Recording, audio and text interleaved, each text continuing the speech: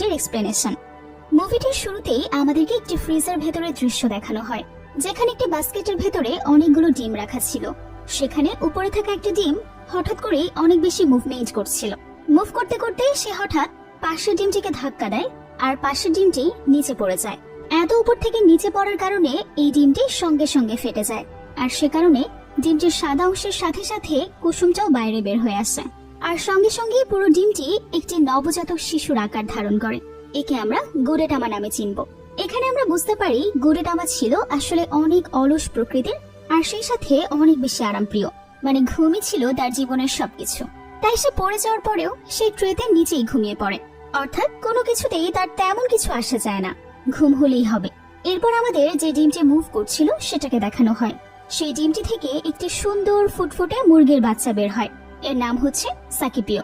সে তখন উপরের বাস্কেট থেকে নিচে পড়ে সবার আগে গুডেটামাকে দেখতে পায়, আর তখন সে গুডেটামাকেই তার নিজের মা মনে করে। এর কারণ হচ্ছে ছোট্ট মুরগির বাচ্চারা চোখ খুলে সবার আগে যাকে দেখে তাকেই তার মা মনে করে।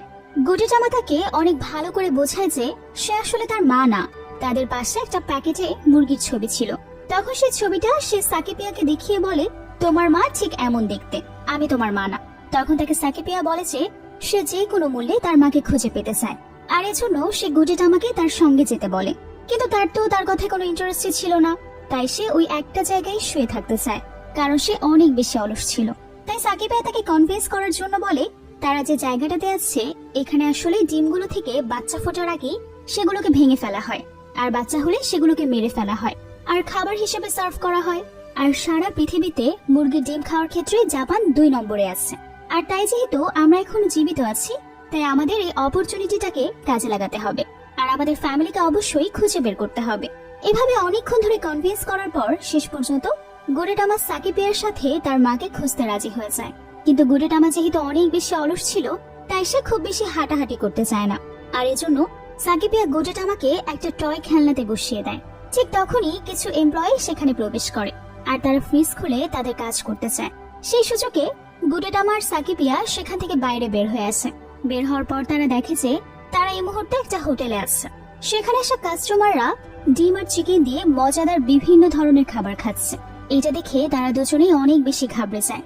এরপর সাকিপিয়া গুডেটামাকে নিয়ে সেখান থেকে দ্রুত পালাতে শুরু করে, কারণ তারা ভেবেছিল তারা যদি কারো হাতে পড়ে যায় তাহলে তারাও খাবারে পরিণত হবে। কিন্তু আনফরচুনেটলি তারা দুজন পালানোর সময় সেখানে থাকা একটা শেফ হঠাৎ করে গুডেটামাকে দেখে ফেলে, আর সঙ্গে সঙ্গে তাকে উঠিয়ে একটা প্লেটে রেখে দেয়।